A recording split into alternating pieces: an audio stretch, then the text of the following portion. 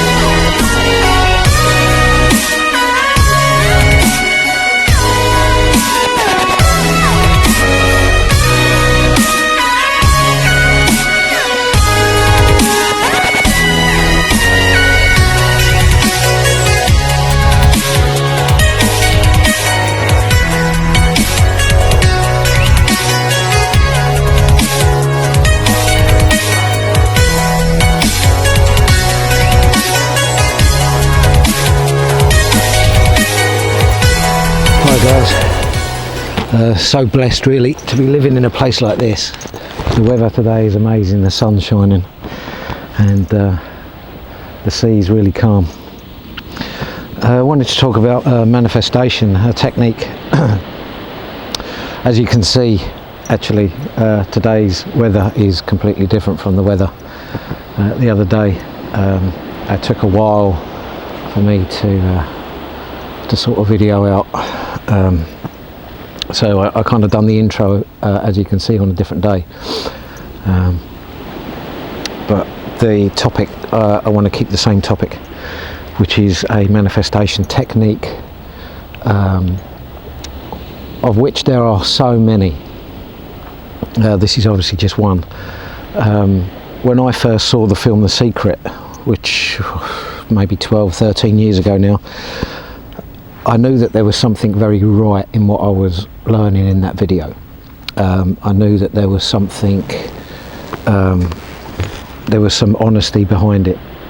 Although I must admit, The Secret itself is a great place to start, but it's not what I would call the complete story,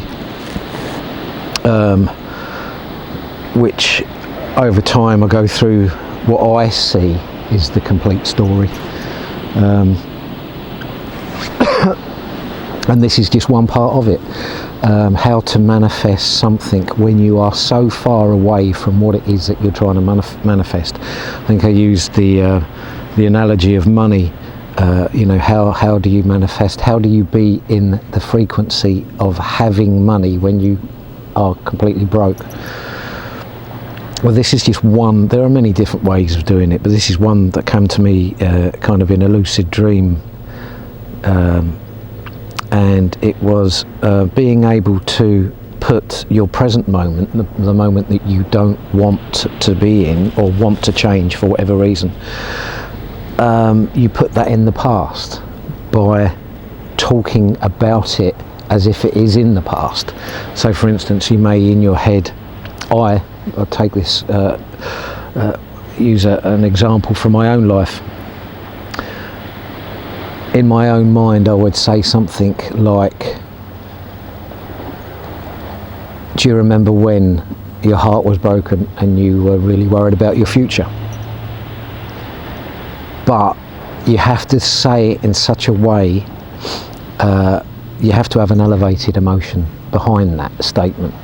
You can't just say it so it will be a laughing joke. Do you remember when? Do you remember when? Do you remember when my heart was broken?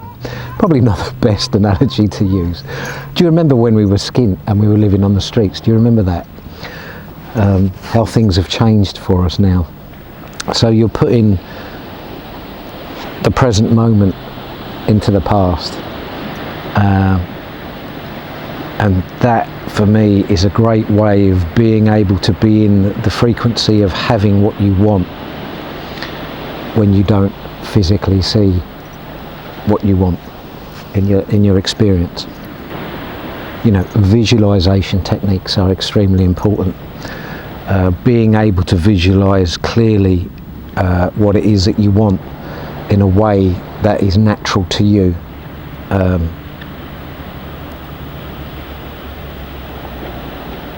Knowing what it is that you want. So many people have no idea what they want in life. So there's your first step. People say, I want to be happy. Well, what is it that makes you happy? What are you doing when you're happy? Being happy is a great goal, but you need to do something. You can't. See, that's another thing behind that film, The Secret. It gives the impression that you don't have to do anything. You don't physically have to go out and do anything. All you have to do is sit home and visualize and feel it, and it will come to you. And we are not at that stage of evolution yet, consciously, where that is able to happen. Maybe it could for a few people in history, and we call those people deities. These people were on this planet and were able to manifest immediately. But very few of us are able to do that, and so there has to be a structured way of putting it all together. Visualization is obviously one of them, to such an extent that the brain doesn't know the difference between reality and imagination. For instance, when I was doing my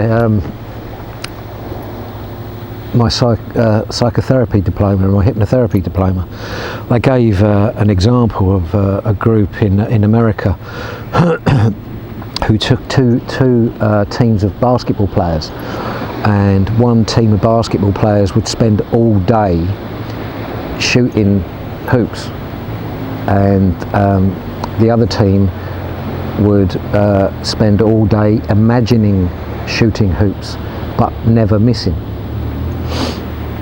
And once they got that down and were able to do that in a controlled way, they both then went onto the court, and I think the percentage of the people that were using their imagination got a much higher percentage of hoops. Why? Because in their imagination, when they were practicing, they never missed. And so imagination is extremely important in your life, and to be able to use it in such a way that is not detrimental to yourself, which a lot of us do, me included. So yeah, misuse of imagination, using the imagination, visualization, and cleansing the body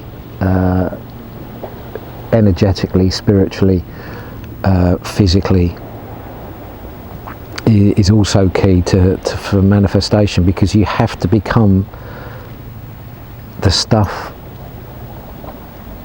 that your manifestation is made of, for it to appear in your physical reality. So that was one technique that I wanted to talk about, and that was, you know, talking about as if your present moment, which is what you are trying to change, existed in the past. So imagine talking to your friends in that way, but in an elevated, almost jovial manner, you know, and that really helps you to be able to be in the moment of what you want without having it. So yeah, wanted to share that with you. Sorry if it's a bit. It's so beautiful down here. I'm just really enjoying the sun. Me and Sam are sit here and say making sandcastles, but we're not.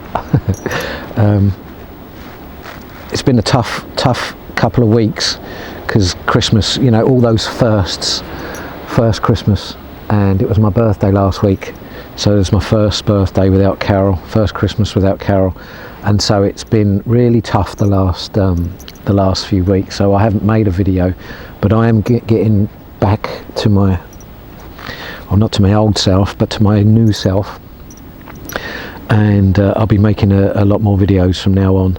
So please bear with me, and thanks for your patience. And it's all those firsts. Yesterday I went to archery yesterday with some amazing people that have stood by me through all of this. Steve and Jenny, thank you so much for yesterday. I loved it. Me and Carol were avid archers, and we loved shooting. We really look forward to shooting together, and yesterday was a real kind of shoot that I had without Carol, and it was exceptionally painful, like all firsts, but I was so pleased and proud of myself that I did it, because I very nearly didn't go, and I'm glad I did. So yeah, that's, you know, there's Sam wanting me to throw the ball for him. Sam, come here, give me the ball. Up here. No, here. So thanks for listening, and I'll see you hopefully in a couple of days. Take care. Bye bye.